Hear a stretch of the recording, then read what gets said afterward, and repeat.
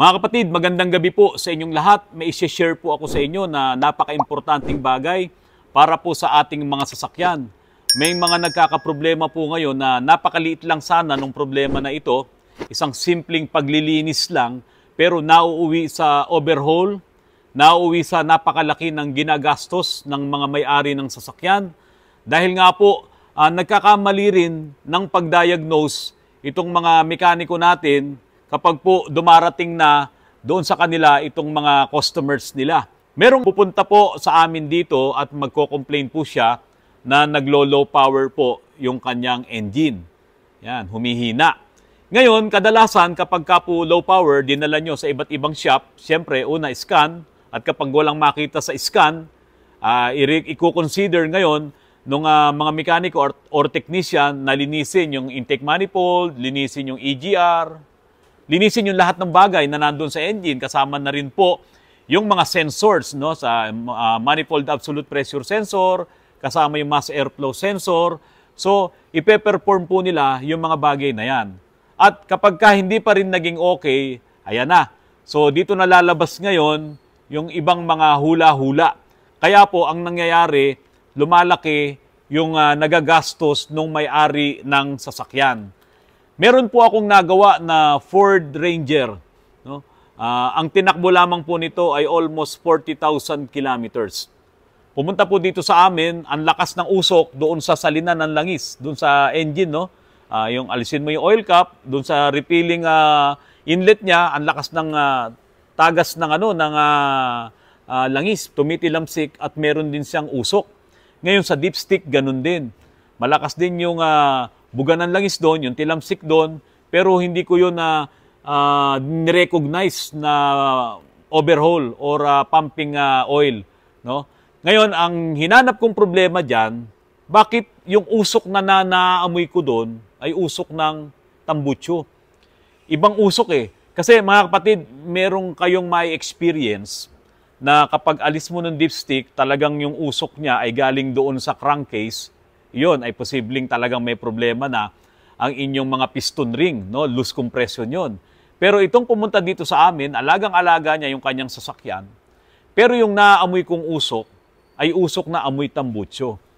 So talagang merong naglilik na galing doon sa combustion at umaangat doon sa ibabaw at ang nangyayari pa nga po, pumapasok pa doon sa ilalim at kapag ka inalis mo yung dipstick mo, yun, nakikita mo yung usok na yun. Ngayon, nung tinesting namin yan, chinek up namin yan, ang sabi ko po sa may-ari niyan, unahin natin yung mga injector washer. No? Kasi itong mga injector washers po na yan, kapag ka nasisira yan, nagkakaproblema yan, yun, magkakaroon ng leak yung injectors. So every time na nagko-combust yan, umaangat doon sa katawan ng injectors at umaangat dito sa ibabaw. Eh dahil sa itong sasakyan na ito ay malakas ang makina nito. Modelo pa kasi ito eh. Itong Ford na to. So yun ang una namin tinignan, pero pasok eh. Maganda yung kanyang mga injector washers. At wala kaming nakitang leak dun sa kanyang mga injectors. So hanap na naman kami ngayon ng problema. Pero ito mga kapatid, kung iba ang makakatingin na mekaniko, itong issue nitong sasakyan na ito, eh masasabi mong sa lakas nung tilamsik dito sa salinan ng langis at doon sa dipstick, ay baka masabi niyong ito ay overhaul na. Pero sabi nga po nung may-ari nito, alagang-alaga yan sa change oil, magandang langis ang inilalagay namin dyan. Yun nga lang, talagang malayuan ang biyahe nila. No? Probinsya, to Metro Manila, to another probinsya, north and south, bumabiyahe sila. Yun ang trabaho sa kanila nung kanilang sasakyan. Pero almost 40,000 kilometers lang po ang tinakbo nito. Kaya ako, nag-iisip ako, ang ganda rin naman talaga ng tunog ng makina, hindi mo masasabing katok. At ang ganda rin naman ng oil niya, hindi siya ganun kalapot. Nag-isip pa po tayo ng ibang pwedeng maging problema. Tinignan ko yung, pinerform ko rin po mga kapatid, yung cleaning ng intake manifold, cleaning ng EGR. No, medyo marumi na rin naman talaga, pero hindi kasi yun yung magkokos ng low power niya eh. Kasi ang talagang pinagsususpetsahan ko dito ay bakit yung usok, sa halip na lumabas sa tambutso, ay lumalabas dito sa oil cap, sa salinan ng langis, at dito sa dipstick. Ayan. Kaya po, galing na rin naman siya sa ibang talyer, at ang sinabi nga po, yun, overhaul. Pero mga kapatid, hindi ako nawalan ng pag-asa dito, kasi ito po ay Euro 5. kapag Euro 5 ang sasakyan mo, meron ka ng catalytic converter, meron ka pang diesel particulate filter. So, dumating kami doon sa punto na yon, nasabi ko sa may-ari, Sir, kailangan nating alisin natin yung turbo, i-check na rin yan kung marumi, at tignan natin kung barado na ang catalytic converter mo or yung DPF, yung diesel particulate filter. Yan po kasi yung mga nasa Euro 5. Sa Euro 4 naman, may catalytic converter. Sa Euro 2, may catalytic converter din. Kaya even yung mga crosswind no, na 2009, pataas, yan po ay mga naka-catcon yan. Pero wala silang DPF. Ito po mga kapatid, kapag na-perform na ng mekaniko nyo, ng mga technician, yung mga cleaning na yan, pati yung mga sensors na yan, at ganun pa rin ang problema, ito po ang una nyong isipin. Ang ating pong engine, mapa-gasolina, mapa-diesel, ay umaasa sa hangin at sa fuel. Yung hangin na yon, imi-mix ng tamang mixtures ng computer at magkakaroon ng combustion dito sa ating makina at kailangan yung product ng combustion, yung exhaust, lalabas yan ng maayos dito sa ating tambucho. Yun nga lang, nung araw, wala itong mga CATCO na yan at wala itong mga DPF na yan. Kaya hindi nila nagiging problema sa mga hindi naka-computerize, yung bigla na lang nagkaroon ka ng low power. Kasi dito po, kung titignan nyo po yung drawing ko po na ito yung ating engine, ito yung 4 na piston, yung pula na to, yung ating injectors, no? Tapos ito yung ating intake manifold, itong AC na yan ay air cleaner, no? Papasok dito ang hangin, hihigop yung ating mga piston, at kapag ka sumabog, yung ang pinaka last na stroke niya, yung exhaust stroke, dapat yung exhaust na yon, yung usok ng tambucho na yon, lalabas dito. Dadaan dito sa CATCON, dadaan dyan sa DPF. Hindi pwedeng ang lagi lang nating iniisip yung pasok ng hangin. Kaya nga sasabihin nila, Sir, cleaning ng intake manifold, cleaning ng EGR, di ba? Palitan mo yung inyong air filter element. O, di ba? Yan ang palaging nangyayari. O kaya naman, pagdududahan kagad yung injector, Sir, baka hindi magandang buga ng injectors mo. Sige, i-perform mo lahat yan. Di ba? Lahat ng papasok, i-perform mo. Pati yung buga ng injectors. Pero nakalimutan mong i-perform, yung linisin ngayon, itong dalawan to. Ayan. Mga kapatid, tayo-tao, inhale, exhale. Inhale, exhale. Tapos yung doktor, merong stethoscope, pinapakinggan. Ano yung pinapakinggan? Yung halak. Pinapakinggan yung plema. Ngayon, kung may plema, ang isang tao mahirap huminga. Hindi makakatakbo ng mabilis ang isang taong may plema kasi hirap siyang huminga. Maunahan siya nung physically fit na tao. Ngayon, ibig sabihin, kung barado itong CATCON mo, barado itong DPF mo, mahihirapan kang huminga, mahihirapan kang tumakbo. Ngayon, ito pang isang problema doon, mga kapatid. Kung barado to, ang mangyayari, itong ilalabas na exhaust, dumaan dito sa CC, may lumabas na konti, pero pagdating dito sa DPF, halos talagang barado na. Ayan, babalik ngayon, yung exhaust gas na yan, pabalik dito sa makina mo. At pagbalik niyan, magbabanggaan siya, yung pagbukas ng exhaust valve, nakaabang na rin doon yung ibinuga ng isang piston. At ang mangyayari ngayon, kasi dahil dito na nga galing yan, nagbabanggaan ngayon yan. At yung banggaan ng pressure na yon, ng exhaust na yon, nagpapahina yon doon sa akyat baba rin ng iyong mga piston. At yung pang isang makakasira talaga dyan. Ngayon, hindi lang po hihina, kasi pag pumapasok yung exhaust gas na yan, wala nang oxygen yan, kaya hindi na rin gumaganda ang combustion. Kaya ngayon, nagkakaroon ng low power. Ngayon, ang isa pang problema doon, kapag ka ngayon, yung hangin na ibinubuga, yung exhaust na ibinubuga, nitong makina mo ay bumalik dito at sobrang dami. No, nung exhaust gas na yon, yung pressure na yon, yun nga po yung ang mangyayari na, ay napapansin mo bakit lumalabas dito sa salinan langis yung mga usok na yan. Yun nga pong sinasabi ko sa inyo na naaamoy ko. Pwedeng mag-cause ang injectors dyan. Pwede rin yun. Pero dahil nga sa dalawa na ngayon, yung filter mo rito, catalytic converter, tapos may DPF ka pa, dahil barado yan, marirestrict ngayon yung daan nung exhaust na dapat lahat dumadaan dito, babalik dito yan, at eto na ang mangyari. Pagbalik nung mga hangin na yan, nung mga exhaust na yan, dadaan din siya dito sa suksukan ng dipstick. Di ba? Kasi wala nang pupuntahan yun eh. Dapat kasi lumabas siya rito eh. So pag tinanggal mo yung oil cap, umaangat yung langis mo kasi itinutulak ng pressure. Tapos ganun din dito sa dipstick.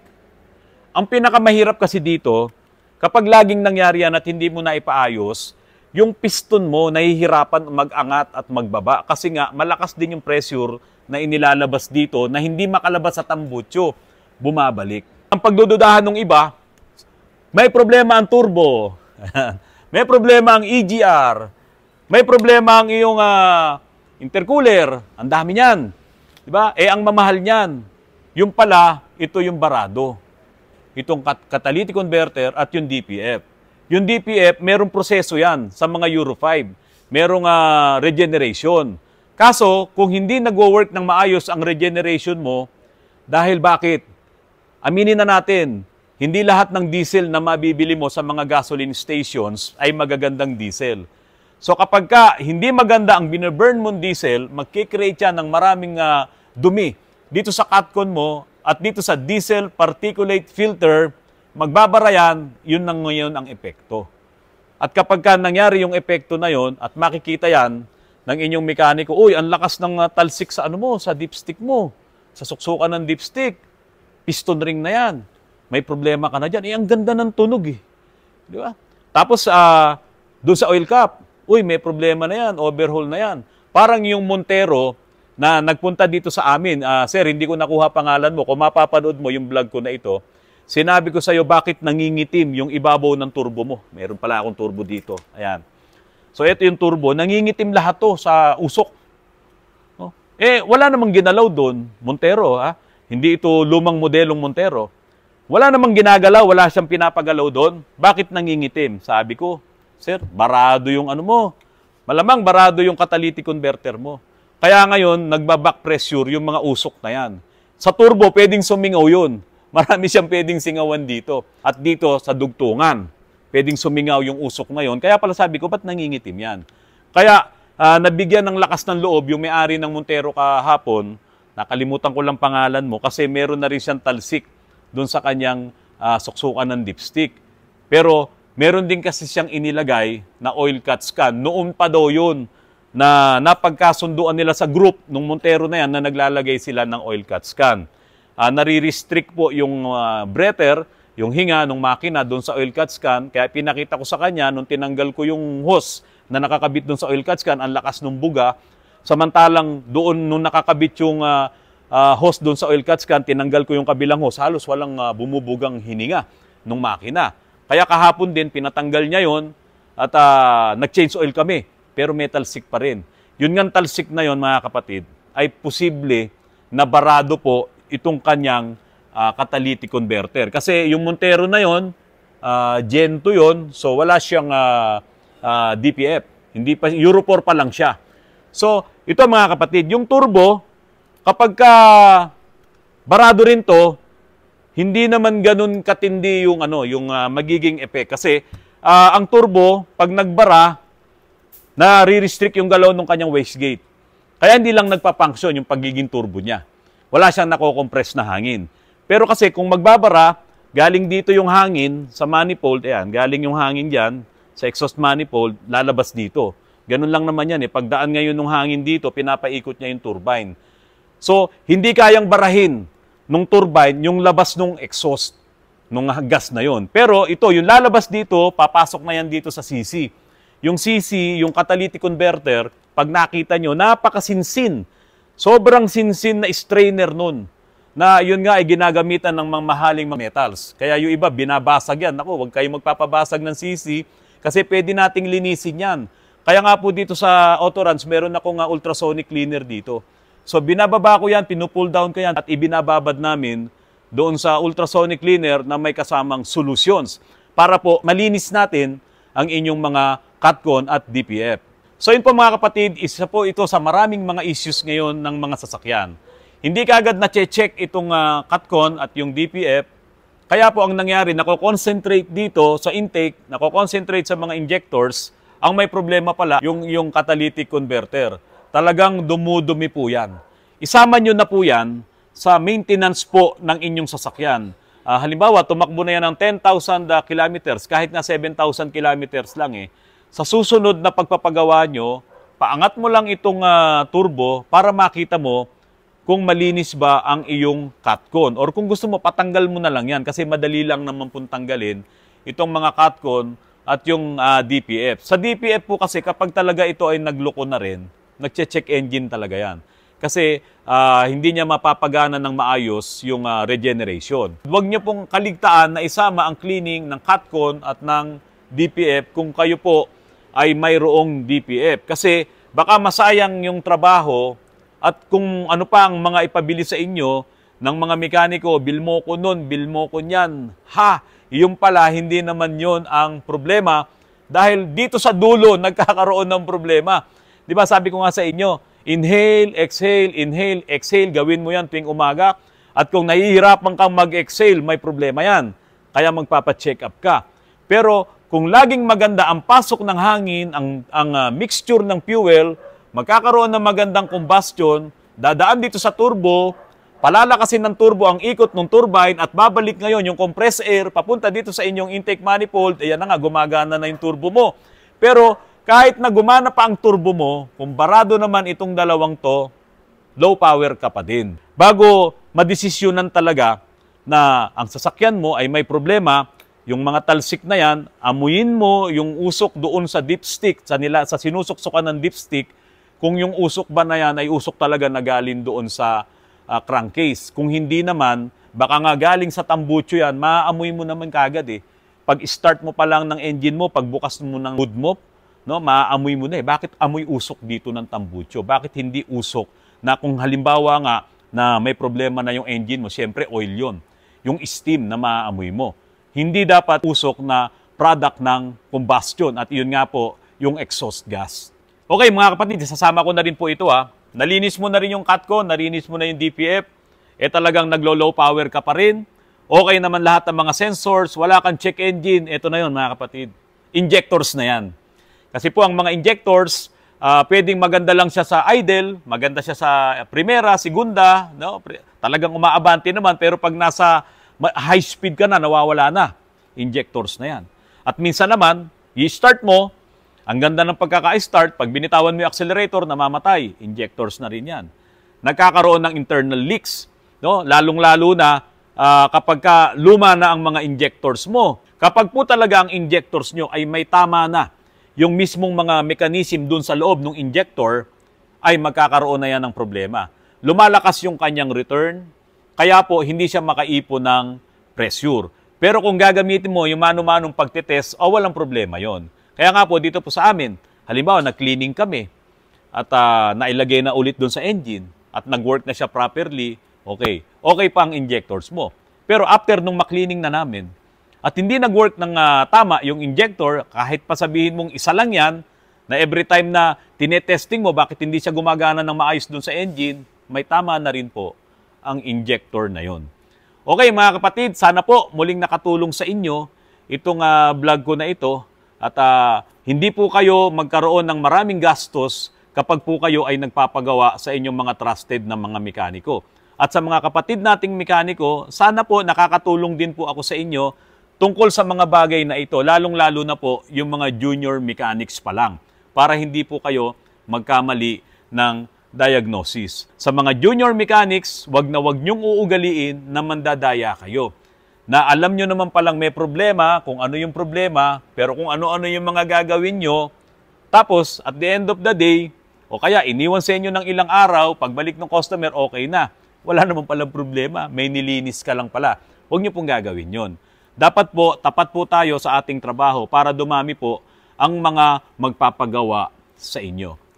Mga kapatid, maraming salamat po. Sana po, paki-like, paki-share, at paki-subscribe na rin po ang aking channel. Magandang gabi po at maraming salamat po sa inyong lahat.